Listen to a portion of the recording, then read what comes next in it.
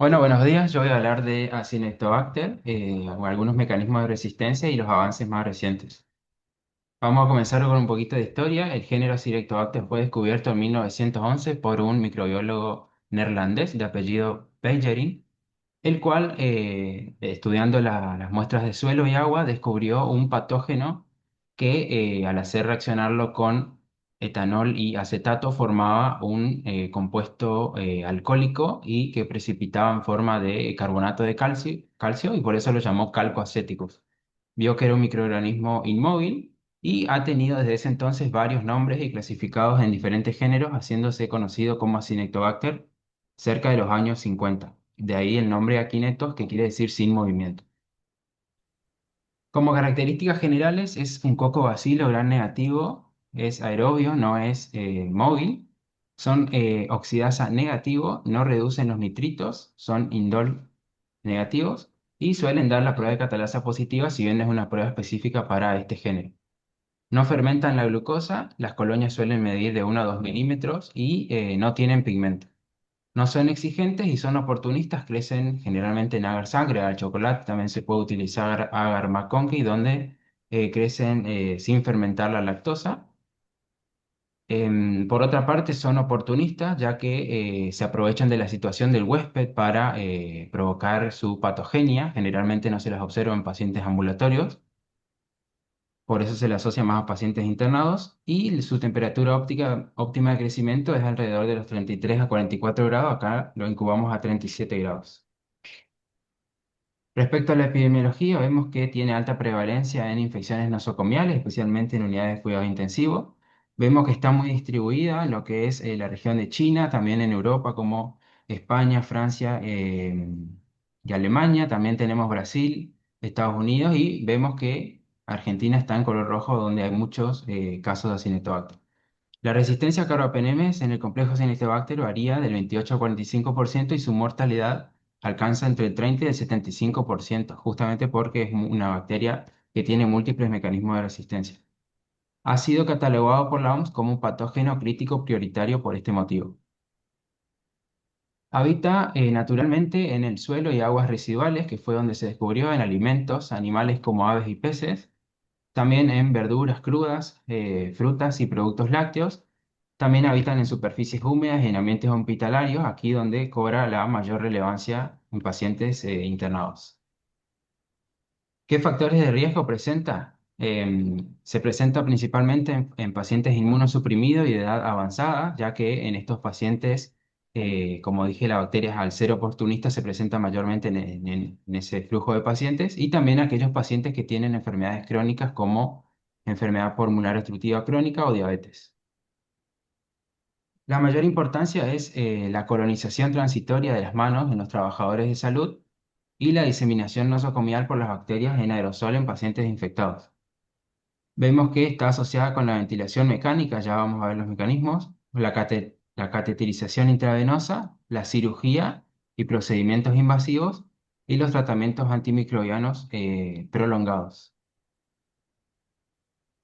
Los factores de virulencia que posee este género son la formación de biofilm. Lo que hace es penetrar o ir cerca de los catéteres o zonas donde hay plástico y adherirse por mecanismos de adhesina, por fimbrias o pilis.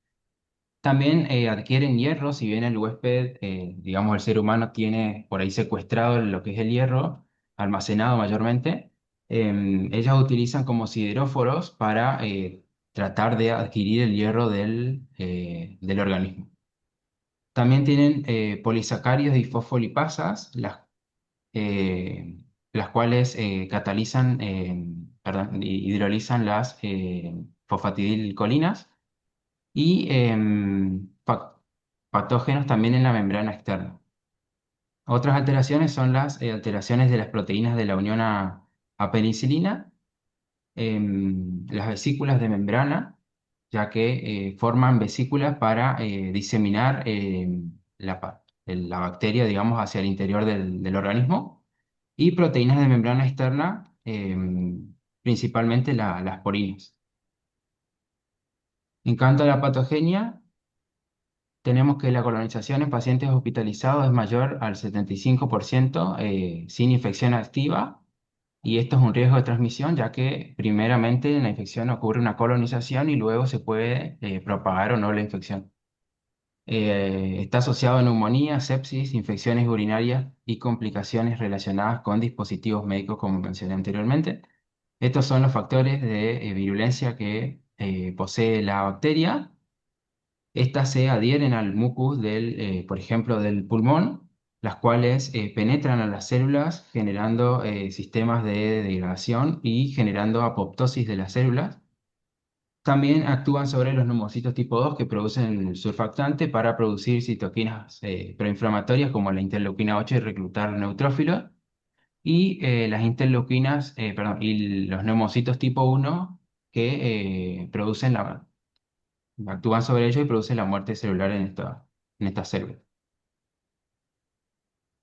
Existe una respuesta primaria innata, la cual tenemos el mastocito, que al ver presencia de bacterias libera leucotrienos e histamina, las cuales activan, digamos, el sistema del complemento, sintetizan los factores quimiotácticos para que los neutrófilos se extravasen desde la sangre hacia el tejido de lesión por mecanismos de rolling, como conocemos, mediado por selectinas e integrinas, conocido también como diapédesis, las cuales luego ese neutrófilo al ir al tejido, fagocita las bacterias y permite su eliminación. Esto en el mejor de los casos, pero tener en cuenta también de que la bacteria se defiende.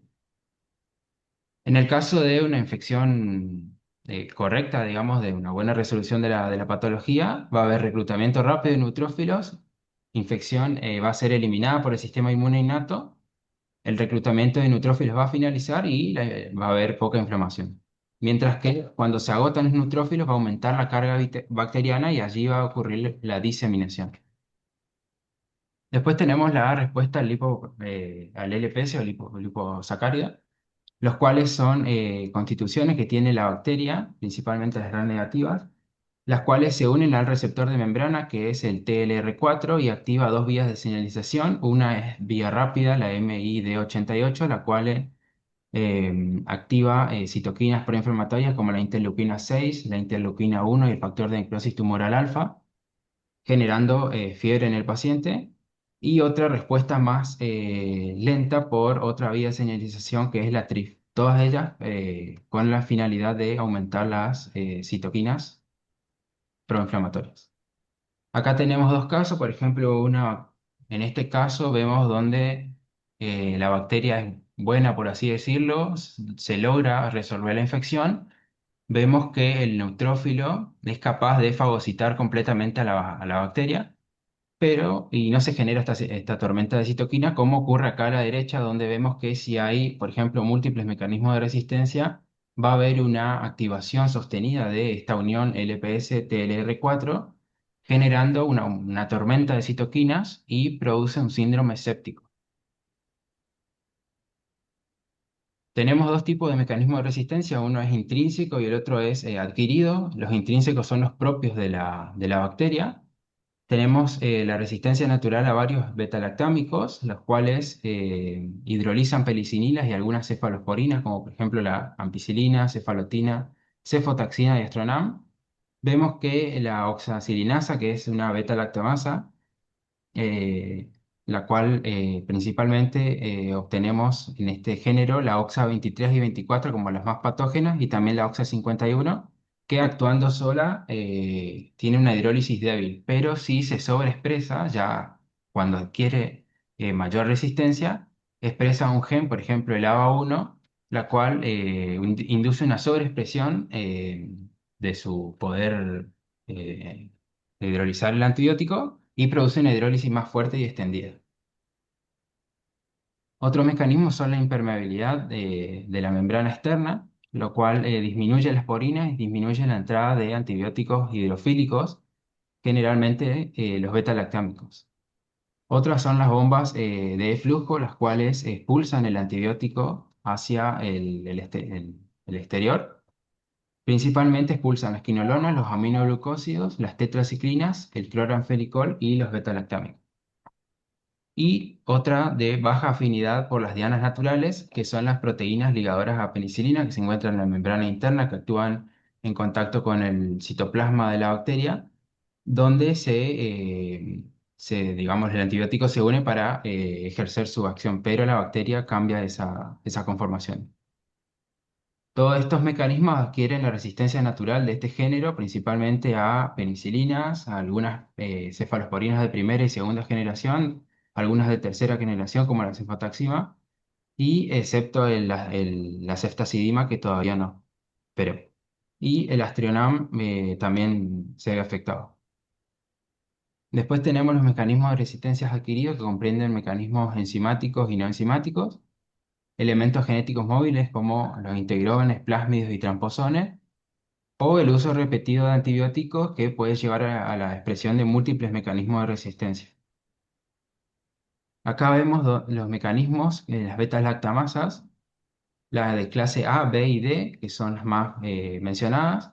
Tenemos la beta-lactamasa de espectro, de amplio espectro, como que afecta a las penicilinas, las TEM1 y 2, las PER1 y PER2, las cuales afectan a cefalosporina de espectro entendido y al estronam, las de clase B, las carbapenemasas, las cuales afectan a los carbapenémicos, y las carbapenemasa oxas 23, 24 y 51 y 58 que mencioné, las cuales afectan a carbapenémicos, penicilina y cefalosporina. Tenemos también los mecanismos no enzimáticos, que son como los mecanismos intrínsecos, pero alterados, digamos, donde va a haber alteración en las proteínas de membrana externa, denominados OMP, donde el antibiótico no va a ingresar a la célula. Después tenemos modificación por bombas de expulsión, en las cuales el antibiótico entra, pero es expulsado rápidamente por las bombas de flujo. Y después hay una alteración en las proteínas de unión a la penicilina donde el antibiótico logra entrar, pero no puede unirse porque su proteína o su sitio diana está alterado. Y en este caso tenemos resistencia a aminoglucósidos, a quinolonas, a las tetraciclinas, a las polimixinas y a trimetoprimazurba. Después tenemos adquisición por material genético, donde por ejemplo tenemos una bacteria que es sensible y una bacteria que es resistente. Acá tenemos su cromosoma bacteriano, la cual al replicarse se conjuga y le transfiere el gen de resistencia que está en el plásmido a la bacteria que estaba sensible, y esta al transcribirse le transfiere a sus consecuentes bacterias el mecanismo de resistencia y se disemina la enfermedad en el huésped. Este es un breve resumen donde el que cobra más importancia es la adquisición de los genes de resistencia, además de los que ya tiene la bacteria per se, digamos.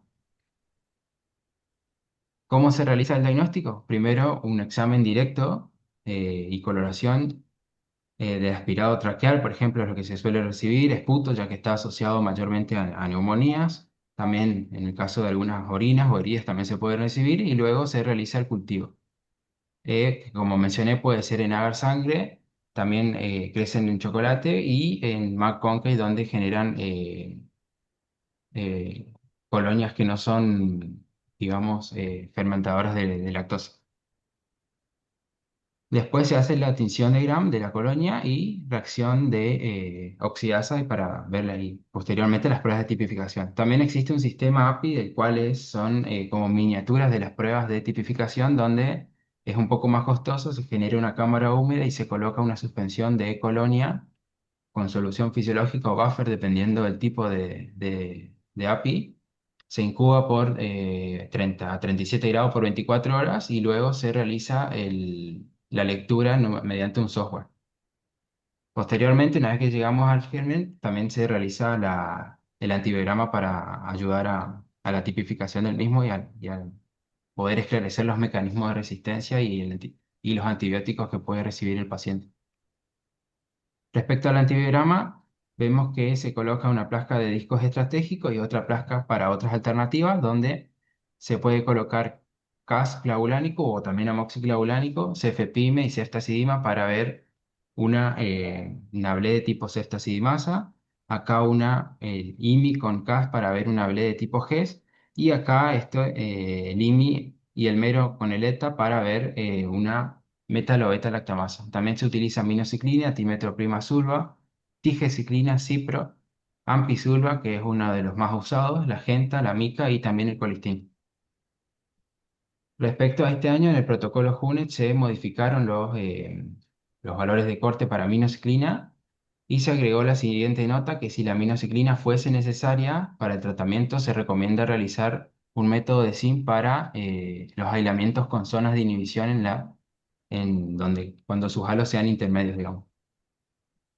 Después tenemos para Cinetobacter resistente a los carbapenémicos, vamos a ver el sulbactam, el cual tiene una actividad directa sobre el Acinetobacter y se debe utilizar siempre en combinación con otro antibiótico. Y en este caso sería útil incluso cuando la SIM se encuentre entre 16 y 32, la cual es resistente, digamos. Pero siempre se debe utilizar en combinación, como mencioné, se le utiliza con Avibactam, en este caso Cestavi, que es lo que hay en este país, en nuestro país. Eficaz si no hay beta-lactamasa de tipo NDM y es útil si no se puede usar colistin, por ejemplo, digeciclina o aminoglucósidos. Otra cosa es tener en cuenta la clasificación según la guía de Estados Unidos como sensible, sensible dosis dependiente y resistente.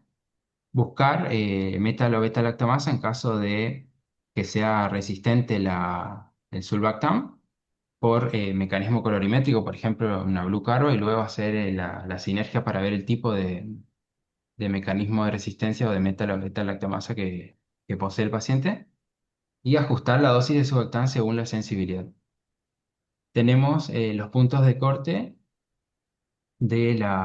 aquí de Argentina, digamos, donde la sensibilidad es mayor o igual a 18 milímetros y resistente, bueno, 6, y intermedio entre 7 y 17. Y aclara que se debe incluir las colonias, digamos, dentro de la lectura, digamos, se pueda leer igual. Esto es un poco de lo que ocurre aquí en Argentina, donde los mecanismos, donde los antibióticos más resistentes que presentaron mayor resistencia son la aminociclina, le sigue la amicacina, la tigeciclina y fíjense que acá en corriente suele todavía ser sensible, no tanto la tige, depende por ahí de la zona geográfica. Y el colistin, si bien tiene un promedio de 2,1% de resistencia a nivel país, vemos que en la Ciudad Autónoma de Buenos Aires ya hay un 6% de resistencia a colistin.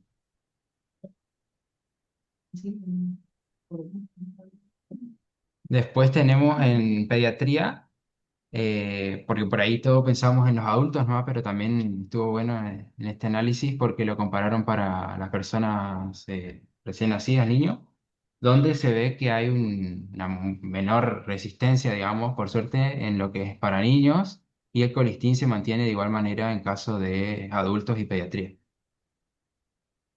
¿Qué hay de nuevo ahora para los tratamientos? Como mencioné, el sulbactam se podía incorporar con la ceftazidima vivactam, el cual es,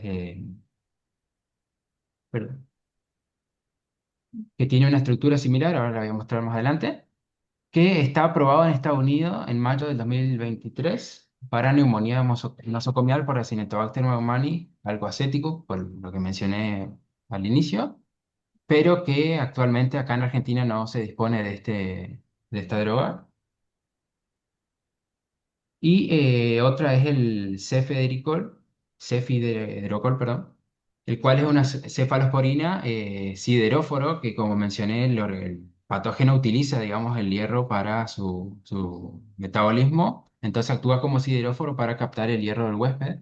En este caso engaña, digamos, al organismo, a la bacteria de que es hierro y se termina, digamos, consumiendo al antibiótico, pero tampoco está en nuestro país. Es usada en infecciones gram negativas, multidrogas resistentes, aprobadas en el 2020 aproximadamente, y se usa como alternativa en infecciones graves para Cinetobacter baumannii que tienen resistencia a carbapenemes.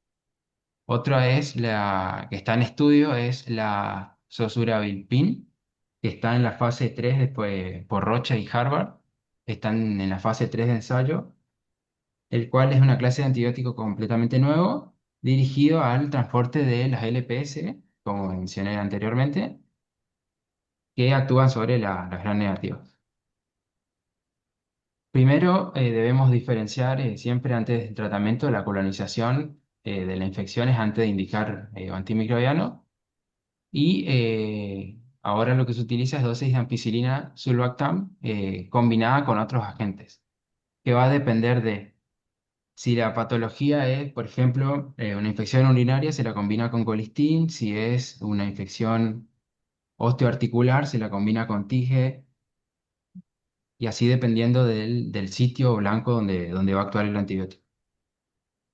Esto vemos simplemente que esto es lo que hay en Argentina, que es el Avibactam. Vemos que la única diferencia es un grupo acá, un doble enlace en el anillo aromático y un grupo metilo, que es lo único que lo difiere del Avibactam hoy en día, que es lo que se utiliza, que todavía no llega aquí al país, pero que actualmente se podría usar esta. Y este es un caso de que vimos el fin de semana, nomás simplemente para ponerlo en práctica, de un paciente neonato que post cirugía reparadora de coartición de aorta, que eso es, digamos, al paciente nace con una aorta más estrecha, entonces le hacen como una ablación, un agrandamiento, digamos, perdón, un agrandamiento de la aorta por mecanismos quirúrgicos, y que desarrolla traqueobronquitis. Vemos que en el fresco se observan células epiteliales escamosas menor a 10 con leucocitos mayores, menor a 10%, con leucocitos mayor a 25 nucleares, lo cual nos habla de que la muestra es representativa, un recuento elevado mayor a 10 a la sexta. En este caso dio, por suerte, todo sensible el antibiograma. Esta es su tipificación, donde vemos un TSI alcalino-alcalino, el citrato, que por ahí no es tan necesario aquí en este género, pero en este caso es positivo. La SIM, donde tanto el sulfídrico, el indol y la movilidad son negativas. La urea, que es negativa, y ningún aminoácido, ni la lisina, la ornitina ni la arginina, se encuentran positivos en este gen. Esto, si hacemos un gram del TSI, algo característico es que se observan estos cocobacilos muy característicos de este género, digamos, lo cual es por ahí, si tenemos dudas, recurrimos a ese método. Eso es todo. Muchas gracias.